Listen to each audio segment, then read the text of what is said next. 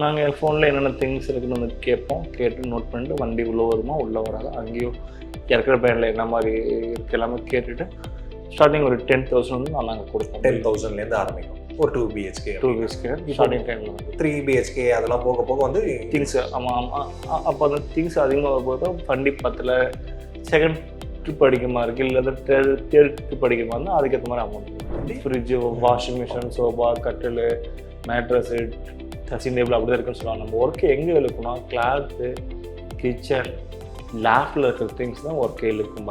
சின்ன விஷயம் தான் ஒர்க் அதிகம், ஒர்க்கு பயமாக இருக்கும். இந்த மனுஷ வாழ்க்கையில மைக்ரேஷன் அப்படிங்கிறது வந்து இன்றியமையாத ஒன்றா மாறிட்டு வந்துட்டு இருக்கு. அதாவது தவிர்க்க முடியாத சில சூழ்நிலைகளில் வந்து கண்டிப்பாக ஊர் விட்டு ஊர் போயே தான் ஆகணும், வேலைக்காக, படிப்புக்காகன்னு நிறைய நீட்ஸ் அண்ட் ரிக்குவயர்மெண்ட்ஸுக்காக பீப்புள் மைக்ரேட் பண்ணிட்டு தான் இருக்காங்க. அந்த இடத்துல ஒரு மிகப்பெரிய உதவியாக இருக்கிறது பேக்கர்ஸ் அண்ட் மூவர்ஸ் தான். ஒரு சிட்டிலேருந்து இன்னொரு சிட்டிக்கு நம்ம சேஃபாக போயிடுவோம், ஆனால் நம்மளோட பொருட்களும் சேஃபாக வந்து சேருதா அப்படிங்கிறதுக்கு ஒரு நல்ல ரெஸ்பான்சிபிலிட்டி எடுத்து ஒரு நல்ல பிஸ்னஸை பண்ணுறவங்க தான் பேக்கர்ஸ் அண்ட் மூவர்ஸ். ஸோ இந்த ஒரு பிஸ்னஸ் இருக்கு பாருங்க, இந்த பேக்கர்ஸ் அண்ட் மூவர்ஸ், இதை சக்ஸஸ்ஃபுல்லாக பண்ணணும் அப்படின்னா இதுக்கு நம்ம ஃபிக்ஸ் பண்ணக்கூடிய அந்த சர்வீஸ் சார்ஜ் எல்லாம் ரொம்ப ரொம்ப முக்கியமாக நம்ம வந்து ஃபிக்ஸ் பண்ணணும். ஸோ இந்த ப்ரைஸை எப்படி கரெக்டாக ஃபிக்ஸ் பண்ணி ஒரு சக்ஸஸ்ஃபுல்லான இந்த பிஸ்னஸை நம்ம கொண்டு வரது அப்படிங்கிறதுல சேலத்தை சேர்ந்த home to home packers and movers ரொம்ப அருமையாக பண்ணிட்டு வந்துட்டு இருக்கக்கூடிய சுரேஷ் இன்னைக்கு நம்மளுக்கு சொல்லிக் கொடுக்க போறாரு. வாங்க டக்குன்னு வீடியோக்குள்ள போலாம். Welcome to Paswala business Tamil. நான் உங்க மேகலா கண்ணன். சரி, இப்போ வந்துட்டு நமக்கு ஆர்டர்ஸ்லாம் வருது. அதாவது 2 மாடல் நம்ம வச்சுக்கலாம், அக்ரிகேட்டர் மாடல், அதுக்கப்புறம் கன்வென்ஷனல் மாடல். இப்போ வந்து நம்ம புக்கிங் மட்டும் ஹேண்டில் பண்ணுறோம் அப்படின்னு சொன்னால் அதுக்கான ப்ரைஸிங், அதுக்கான விலை வந்து நம்ம எப்படி நிர்ணயம் பண்ணுறோம்? நீங்கள் அவங்க வெறும் புக்கிங் மட்டும் அந்த ஒரு கான்செப்டில் போகும்போது பார்த்தீங்கன்னா அது நிறைய இஷ்யூஸ் வரும் மோஸ்ட்லி. ஏன்னா அவங்க ஃபோனில் சொல்கிற திங்ஸ் ஒரு மாதிரி இருக்கும், நேரில் போகும்போது அவங்க பார்க்கும்போது திங்ஸ் வேறு மாதிரி இருக்கும். அது நிறைய இஷ்யூஸோடு தான் எப்பயுமே வரும். அது நமக்கு வந்து தேர்டு ஆப்ஷன் தான் எப்பயுமே. நம்ம மோஸ்ட்லி வந்து கன்வர்ஷன் டைப் வந்து போகும்போது பார்த்தீங்கன்னா ஒரு கிளைண்ட் நமக்கு ஃபோன் பண்ணும்போது அப்போ சரி சார் நாங்கள் உங்கள் வீட்டில் வந்து பார்க்குறோம் அப்படின்னு தான் நாங்கள் சொல்லுவோம். நம்ம ஆஃபீஸில் இருந்து சர்வேர் வந்து அனுப்புவோம். அவர் போய் அங்கே பார்த்தாருன்னா என்னென்ன திங்ஸ் இருக்குது, அதுக்கு எவ்வளோ பேக்கிங் மெட்டீரியல் வேணும், என்ன வண்டி வேணும், வண்டி உள்ளே வருமா. ஏன்னா மோஸ்ட்லி எல்லா ஏரியா வந்து பெரிய ஏரியா வந்து இருக்காது, வண்டி உள்ளே வரும். சில ஏரியா வந்து வண்டி உள்ளே வந்து போகாது, அதெல்லாம் நிறைய இருக்கும். ஆக்சுவலாக நம்ம ஸ்டாஃப் அனுப்பி அங்கே பார்க்கும்போது தான் எவ்வளோ பேக்கிங் பண்ணி எக்ஸாக்டாக வேணும், வண்டி என்ன வண்டி வேணும், அதுக்கேற்ற மாதிரி தான் பில் அமௌண்ட் நம்ம வந்து அதுக்கு ஏற்ற மாதிரி தான் விலை பில் அமௌண்ட். இப்போ வந்து இந்த அக்ரிகேட்டர் மாடலில் வந்து போகிறப்போ வந்துட்டு இந்த விஷயம்லாம் நம்ம பண்ண மாட்டோம். அதாவது நேராக போய் பார்க்க மாட்டோம். தேர்ட் பார்ட்டி கிட்ட வந்துட்டு நம்ம கொடுத்துட்றோம், ஆட்களும் வந்து தேர்ட் பார்ட்டி. அப்படிங்கிறப்போ வந்துட்டு அந்த பில் அமௌண்ட்டில் ஏதாவது ஒரு கமிஷன் மட்டும் தான் நம்ம சார்ஜ் பண்ணிக்க முடியுமா? அந்த மாதிரி கேட்குறேன் நான். அதாவது எங்ககிட்ட வந்தீங்க அப்படின்னு சொன்னால் ஒரு 1 BHK ஹவுஸோட ஷிஃப்டிங் வந்து ஒரு 10,000 சார்ஜ் பண்ணுறேன், 3 BHKக்கு வந்து 15,000, அந்த மாதிரி வந்து கான்ஸ்டன்டான விலை வந்து நம்ம வைக்க முடியாதா? இல்லை, அப்படி வைக்க முடியாது ஆக்சுவலாக. ஏன்னா ஒரு வீட்டில் வந்து வண்டி உள்ளே வரும், அதுக்கு ஒரு அமௌண்ட் சார்ஜ். வண்டி உள்ளே வரும்னா மேன் பவர் வந்து நம்ம வந்து எக்ஸ்ட்ரா போடுவோம், அப்போ அங்கே வந்து பில் வந்து கொஞ்சம் எக்ஸ்ட்ரா ஆகும். ஸோ அதனால் வந்து நம்ம நேரில் பார்க்குறது எப்பவுமே வந்து நல்லது. நேரில் பார்த்தா நம்ம வந்து விலை. இப்போ வந்து உதாரணத்துக்கு எடுத்துக்கலாமே, இப்போ வந்து ஒரு கால் பண்ணுறாங்க, நீங்கள் வந்துட்டு அக்ரிகேட்டர் தான், நீங்கள் புக்கிங்ஸ் தான் எடுக்கிறீங்க, 2 BHK ஹவுஸு, ஒரு 800 ஸ்கொயர் ஃபீட்டு, அதுக்கப்புறம் ஃபர்ஸ்ட் ஃப்ளோரில் இருக்குது அப்படின்னு சொல்லிட்டு நான் ஷிஃப்ட் பண்ணோம், உள்ளூருக்குள்ளேயே தான் ஷிஃப்ட் பண்ணோம் அப்படின்னு சொன்னால் வந்துட்டு ஒரு கொட்டேஷன் கேட்குறாங்க. நீங்கள் அந்த கொட்டேஷன் வந்து இப்போ நீங்கள் கொடுக்கணும். அதை எப்படி கொடுப்பீங்க? நாங்கள் ஃபோனில் என்னென்ன திங்ஸ் இருக்குன்னு வந்து கேட்போம். கேட்டு நோட் பண்ணிட்டு வண்டி உள்ளே வருமா, உள்ளே வராதா, அங்கேயும் இறக்குற பேனில் என்ன மாதிரி இருக்குது எல்லாமே கேட்டுட்டு ஸ்டார்டிங் ஒரு 10,000 வந்து நாங்கள் கொடுப்போம். 10,000லேருந்து ஆரம்பிக்கும். ஒரு 2 BHK 2 BHK ஸ்டார்டிங் டைமில் வந்து 3 BHK அதெல்லாம் போக போக வந்து திங்ஸ். ஆமாம் அப்போ அந்த திங்ஸ் அதிகமாக போது வண்டி பத்தில் செகண்ட் ட்ரிப் அடிக்குமா இருக்குது, இல்லை தேர்ட் ட்ரிப் அடிக்குமா இருந்தால் அதுக்கேற்ற மாதிரி அமௌண்ட் வந்து வாங்கிப்போம். ஓகே, இப்போ வந்துட்டு அக்ரிகேட்டர் மாடலில் இதுதான் இல்லையா ப்ரைஸிங் நம்ம இப்படி தான் வச்சாங்க. நான் வந்து கன்வென்ஷனல் மாடல் வந்து போயிடலாம். இப்போ அந்த கன்வென்ஷனல் மாடலில் வந்துட்டு எண்ட் டு எண்ட் நம்மளே தான் பண்ண போகிறோம். இப்போ அதே மாதிரி சேம் 2 BHK அந்த புக்கிங்கே வச்சுக்கலாம். இப்போ அந்த மாதிரி ஆர்டர் கொடுக்குறாங்க அப்படின்னு சொன்னால் இதுக்கான விலை வந்து நீங்கள் எப்படி நிர்ணயம் பண்ணுறீங்க? சேம் வந்து 10 தான் இருக்கும்.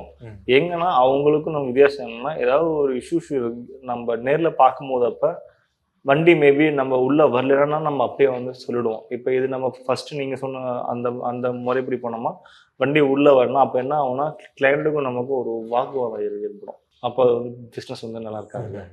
நம்ம பண்ணி கொடுத்தோன்னா அது வந்து நல்லா இருக்காது. நம்ம நேரில் பார்த்தா தான் ஓகே வண்டி உள்ளே வருமோ உள்ளே வராத பார்க்கும்போது அப்போ உள்ள திங்ஸ் அவங்க மேனேஜர் தான் மோஸ்ட்லி கிளைண்ட் நம்மகிட்ட சொல்லும்போது வந்து மேனேஜ்மெண்ட் தான் வந்து சொல்லுவாங்க. எப்படி? ஃப்ரிட்ஜு, வாஷிங் மிஷின், சோபா, கட்டில், மேட்ரஸு, ட்ரெஸ்ஸிங் டேபிள் அப்படி தான் இருக்குன்னு சொல்லுவாங்க. நம்ம ஒர்க்கு எங்கே இழுக்கணும், கிளாத்து, கிச்சன், லேஃப்டில் இருக்கிற திங்ஸ் தான் ஒர்க்கே இழுக்கும். சின்ன பயங்கரமாக சின்ன விஷயம்லாம் தான் ஒர்க் அதிகமாக. ஒர்க்கு பயங்கரமாக இருக்கும். ஸோ சுரேஷ் வந்து நம்மளுக்கு ரொம்ப அழகா இந்த பேக்கர்ஸ் அண்ட் மூவர்ஸ் பிஸ்னஸ் நீங்க சக்ஸஸ்ஃபுல்லா பண்ணணும்னா எந்த மாதிரி ப்ரைசிங் ஸ்ட்ராட்டஜி அமைக்கணும் அப்படின்னு சொல்லி கொடுத்துட்டு வந்துட்டு இருக்காரு. இதை பத்தி இன்னும் அழகா சொல்லி கொடுக்க போறாரு. ஆனா அதுக்கு முன்னாடி இந்த பேக்கர்ஸ் அண்ட் மூவர்ஸ் பிஸ்னஸ் நீங்க ஸ்டார்ட் பண்ணணும் அப்படின்னு விருப்பப்பட்டீங்கன்னா, இதை பத்தி இன்னும் அதிகமான டீடைல்ஸ் நீங்க தெரிஞ்சுக்கணும்னு ஆசைப்பட்டீங்கன்னா, நம்ம பாசல் அப்ளிகேஷன்ல இருக்கக்கூடிய அந்த பேக்கர்ஸ் அண்ட் மூவர்ஸ் கோர்ஸை கண்டிப்பா செக் பண்ணி பாருங்க. இப்போ வாங்க ஃபுல் வீடியோ பார்த்துட்டு வந்துடலாம். இப்போ வந்துட்டு இந்த விலை நிர்ணயம் அது இருக்கு இல்லையா, அதுக்கான ஃபேக்டர்ஸ்லாம் சிலதான் இருக்கும். ஃபார் எக்ஸாம்பிள் வந்துட்டு இவ்வளோ டிஸ்டன்ஸ் இருக்கு, ஒரு 20 கிலோமீட்டர் 30 கிலோமீட்டர் அப்படின்னா அதுக்கு இந்த வேலை. அதுக்கப்புறமா வந்து ஊரை விட்டு வெளியே போகணும் அப்படின்னு சொன்னால் இந்த வேலை. 2 BHK அப்படின்னா இந்த வேலை. இந்த பேக்கிங் மெட்டீரியல்ஸ் வந்து நான் யூஸ் பண்ணுறேன் அப்படின்னு சொன்னால் அதுக்கு இந்த வேலை அப்படின்னு சொல்லிட்டு க்ரைட்டீரியாஸ் நிறையா இருக்கும் இல்லையா. அந்த மாதிரி வந்துட்டு அந்த பிரிவினை இருக்கா உங்ககிட்ட? அண்ட் அதுக்கப்புறம் அந்த பிரிவினை கிட்ட பிராக்கெட்ஸ்லாம் இருக்கா? இருக்குது. ஆனால் கண்டிப்பாக இருக்குது. நம்ம இப்போ இங்கே சேலம் வந்து லோக்கல் பண்ணுறோம்னா அதுக்கு ஒரு அமௌண்ட் பண்ணுவோம். சேலம் டு சென்னை போகிற மாதிரி, சென்னை மற்ற சிட்டி போகிற மாதிரி அதுக்கேற்ற மாதிரி அமௌண்ட் இருக்கும். அப்பயே எங்கள் ஸ்பாட்லேயே பார்க்கும்போது அங்கே ஒரு 2 நிமிட்ஸ் தான் நமக்கு மோஸ்ட்லி எவ்வளோ பேக்கிங் தேவை, எவ்வளோ மேன் பவர் தேவை, என்ன வண்டி வேணும் பார்த்து அப்பயே ஒன்று கொட்டேஷன் அப்பயே வந்து கொடுத்துருவோம் நம்ம எப்பவுமே. இப்போ நீங்கள் வந்துட்டு எக்ஸ்பீரியன்ஸ் இல்லையா, உங்களுக்கு வந்து கிட்டத்தட்ட 7 years ஆஃப் எக்ஸ்பீரியன்ஸ் இருக்குது. உங்களுக்கு வந்து ஒரு இடத்த பார்த்த உடனே வந்து தெரிஞ்சுது இப்படிதான் பண்ணணும் அப்படின்னு. இப்போ நான் ஆரம்பிக்கிறேன்னு வச்சுக்கோங்க, எனக்கு ஒன்றுமே தெரியாது இதை பற்றி. நான் ஜஸ்ட் 2-3 வாட்டி வந்து எங்கள் வீட்டில் ஷிஃப்ட் பண்ணியிருக்கேன். ஸோ நான் இப்போ இதை வந்து பிஸ்னஸாக ஆரம்பிக்கணும் அப்படின்னு சொன்னால் எனக்கு ஒரு க்ரைட்டீரியா வேணும்ல. நான் வந்து இப்படி தான் ப்ராக்கெட் வைக்கணும் அப்படின்னு சொல்லிட்டு இப்போ நான் அதை எப்படி வைக்கிறது? நீங்கள் இப்போ ஒரு நியூ பர்சனாக நீங்கள் ஒர்க் வரும்போது அப்போ நம்ம அது வந்து 3 month நம்ம வந்து ட்ரைனிங் தரோம். நம்ம இங்கே ஆக்சுவலாக வந்து அது எப்படின்னா ஒர்க் அவங்க எப்படி வந்து என்ன வண்டி பேக்கிங் பண்ணும்போது அவங்களுக்கு வந்து தெரிஞ்சிடும் இவ்வளோ பொருள் தான் இந்த வண்டி தான் போதுன்ற அவங்க அந்த எண்ணத்துக்குள்ளே வந்துருவாங்க. அந்த வண்டி பேஸ் பண்ணி தான் இங்கே பில் அமௌண்ட் எல்லாமே நம்ம எல்லாமே வண்டி பேஸ் பண்ணணும். சின்ன வண்டியாக இருந்தால் ஒரு அமௌண்ட், பெரிய வண்டியாக தான் ஒரு அமௌண்ட். ஓகே. ஸோ வண்டி தான் பேஸ். வண்டி தான் மெயின். வந்து டாடா ஏஸ் இருக்கு, அது ஃபுல்லாக மாத்திரம் மெட்டீரியல் வந்து மாத்திரம் அப்படின்னு சொன்னால் அதுக்கு எவ்வளோ அமௌண்ட்? 6,000. இப்போ அதே கொஞ்சம் அந்த பெரிய வண்டி இருக்கு, அந்த லாரி பேஸ்ல இருக்கு, அதுக்கு எவ்வளோ வரையும் பண்ணுவாங்க. ஸ்டார்டிங் 12 பண்ணுவாங்க, 12 பண்ணுவாங்க. ஓகே. இது வந்து உள்ளூர்ல பண்ணா இந்த உள்ளூர். இதே வெளியே பண்றோம் அப்படின்னா இப்போ சேலம் டு சென்னை போனால் ஸ்டார்டிங் ஒரு சின்ன வண்டியாக தான் ஸ்டார்டிங் ஒரு 60,000 பண்ணுவாங்க. ஓகே. இல்லை அந்த வண்டி பதில் ஈச்சர் வண்டி நமக்கு தேவை அப்படின்னா ஸ்டார்டிங் ஒரு 27 பண்ணுவாங்க. 27,000 ஆமாம்.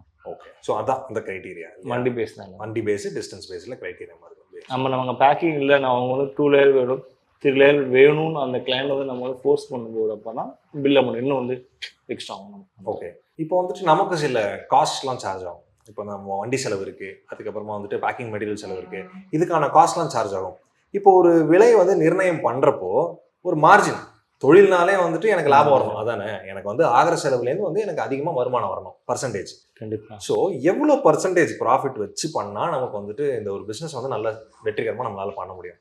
அதாவது எனக்கு வந்து இப்போ ஒரு 2,000 ரூபாய் செலவாகுது அப்படின்னு சொன்னால் நான் 6,000 ரூபாய் வந்து பில் அமௌண்ட் பண்ணுவேன். அந்த மாதிரி வந்துட்டு மார்ஜின் எவ்வளோ வைக்கணும், எவ்வளோ சதவீதம்? இல்லை மார்ஜின் நம்ம வந்து ஃபிக்ஸடாக ஒரு வச்சரில் வந்து ஒரு பர்சன்டேஜ் போட்டு நம்ம பண்ண முடியாது இந்த ஃபீல்டை பொறுத்த வரையுமே. ஏன்னா ஒரு கிளைண்ட் எப்படி சொல்லுவாங்கன்னா வந்து இல்லை எனக்கு கம்மியாக பண்ணி விடுங்க, கம்மியாக கொடுன்னு பண்ணும்போது அப்போ என்னன்னா நம்ம வந்து அந்த பில்லை வந்து குறைப்போம். இப்போ நம்ம சேலம் டு சென்னை ஒரு 27,000 பில் நம்ம சார்ஜ் பண்ணணும்னு சொன்னோம்னா அவங்க வந்து இல்லைங்க மற்ற பேக்கர்ஸ் வந்து 24 சொன்னாங்க, மற்ற பேக்கர்ஸ் வந்து 23 சொன்னாங்க, மற்ற பேக்கர்ஸ் 21 சொன்னாங்க. உங்களுக்கு என்ன வித்தியாசம் நம்மக்கிட்டே வந்து வைப்பாங்க. அப்போ நம்ம என்ன சொன்னால் நம்ம மற்றவங்க கூட வந்து கம்பேர் பண்ண வேணாம். பட் நாம் என்ன சொன்னோம்னா நம்ம ஒர்க் இப்படி தாங்க இருக்கும். நாங்கள் வந்து 2 லேயர் பேக்கிங் பண்ணுவோம், நாங்கள் வந்து க்ளோஸ்டு வண்டி கொடுப்போம். பேக்கிங் சொன்ன டைமுக்கு வந்து ஸ்டார்ட் பண்ணுவோம், சொன்ன டைமுக்கு வந்து நாங்கள் வந்து சரிக்கு கொடுப்போம். எல்லாமே நாங்கள் வந்து சொல்லும்போது சில கிளைண்ட்டுக்கு வந்து ஓகே சரி நீங்களே பண்ணுங்க அப்படின்னுவாங்க. இப்போ வந்து அந்த விலை காம்ப்ரமைஸ்லேயே வந்துட்டு நமக்கு வந்து மினிமம் என்னால் வந்து 10%, அதாவது ஃபார் எக்ஸாம்பிள் நான் ஒரு பென்சில் விற்கிறேன் அப்படின்னு வச்சுக்கோங்களேன், அதோட மேனுஃபேக்சரிங் காஸ்ட் வந்து 10 ரூபாய் அப்படின்னா நான் வந்து 15 ரூபாய்க்கு மார்க்கெட் ப்ரைஸில் விற்கிறேன். ஆனால் கொஞ்சம் பேரம் பேசுவாங்கல்ல, எங்க கொஞ்சம் பார்த்து பண்ணுங்க அப்படின்னா சரி மேக்ஸிமம் 12 ரூபாய்க்கு என்னால் தர முடியும். அதாவது மேக்ஸிமம் 20% மார்ஜின் என்னால் காம்ப்ரமைஸ் பண்ண முடியும். அந்த மாதிரி வந்துட்டு காம்ப்ரமைஸ் பண்ணுறதுக்கு மேக்ஸிமம் என்னால் இவ்வளோ தான் காம்ப்ரமைஸ் பண்ண முடியும், இதுக்கு கீழே என்னால் பண்ணவே முடியாது அப்படிதான். நம்ம சொல்கிற பில்லேருந்து அது இப்போ ஒரு 1000 அது ரொம்ப இது பண்ணால் ஒரு 2,000 வரையும் இது பண்ணலாம். ஓகே. இப்போ நீங்கள் அந்த 6,000 ரூபாய் சொன்னீங்க இல்லையா, இந்த டாடா ஏஸ்லாம் எனக்கு பண்ணும்போது 6,000 ரூபாய் ஆகுது அப்படின்னு, அதில் உங்களுக்கு எவ்வளோ லாபம் வரும்? இல்லை மேன் பவர் தான் இந்த ஃபீல்டில் சேலரி அதிகம் மோஸ்ட்லி. மேன் பவர் பேக்கிங் எல்லாம் சேலரி ஆகுது எல்லாம் போக நமக்கு ஒரு 2000 கிடைச்சோம். 2000 நமக்கு வரும். இப்போ அந்த 6000 ஆர்டர் எடுத்தோம்னா 2000 வந்து நமக்கு ப்ராஃபிட்டாக இருக்கும். ஸோ நம்மளோட காஸ்ட் ப்ரைஸ் வந்து 4000. 4000. இப்போ வந்து நம்ம கிட்ட வண்டி இருக்கு, அது நம்ம ஃபுல்ஃபில் பண்ணிடுறோம், அந்த ஆர்டரை கம்ப்ளீட் பண்ணிடுறோம். சப்போஸ் வந்து நம்ம கிட்ட இருக்கிற வண்டியை தாண்டி ஆர்டர் வருது, நம்ம எப்பவுமே வந்து ஒரு ஆர்டரை விடவே மாட்டோம்ல. எந்த ஒரு தொழிலாக இருந்தாலும் வந்து ஆர்டர் வந்து கஸ்டமர்கிட்ட வந்து இல்லைன்னு சொல்ல மாட்டோம், எப்படியாவது அதை வந்து பூர்த்தி பண்ணிடணும் அப்படின்னு பார்ப்போம். ஸோ அப்போ வந்து நம்ம தேர்ட் பார்ட்டி வேற யார்கிட்டயாவது வண்டி வாங்குறோம், இல்லை ஆட்கள் வந்து வெளியே எடுத்துக்கிறோம். ஸோ அப்போ இந்த தேர்ட் பார்ட்டியை வந்து நம்ம இன்வால்வ் பண்ணுறப்போ அவங்களோட மார்ஜின் எவ்வளோ, அதாவது அவங்களோட பர்சன்டேஜ் ஆஃப் ப்ராஃபிட் எவ்வளோ லாபம் வந்து அவங்களுக்கு போகிற மாதிரி நம்ம வந்து ப்ரைஸ் வந்து கால்குலேட் பண்ணுவோம். இல்லை நம்ம எல்லா நாளும் வந்து ஃபில் ஆகாது. எப்போனா நம்ம சனி ஞாயிறு எப்பயுமே வந்து ஃபில் ஆயிரும், எல்லா வண்டியும் ஃபில் ஆயிரும். எக்ஸ்ட்ரா வண்டி நம்ம வெளியே தான் எடுப்போம். இப்போ எடுக்கும்போது எப்போனா இப்போ Salem to Chennai, Salem to Coimbatore, Salem to Madurai, Salem to வந்து மற்ற ஊருக்கு போகிற மாதிரி இருந்தால் எல்லா ஊர்லேயும் வந்து மார்க்கெட் வேல்யூ ஒன்று இருக்குது. இந்த வண்டிக்கு எவ்வளோ மார்க்கெட் வேல்யூ, சின்ன வண்டிக்கு எவ்வளோ மார்க்கெட் வேல்யூ, பெரிய வண்டிக்கு எவ்வளோ மார்க்கெட் வேல்யூ இருக்கும். அதை பொறுத்து நாம் அமௌண்ட் வந்து பே பண்ணிருக்கோம் நம்ம. ஓகே, இப்போ சின்ன வண்டி ஒரு எக்ஸாம்பிள் எடுத்துக்கலாம், உதாரணத்துக்கு மக்களுக்கு புரியுற மாதிரி.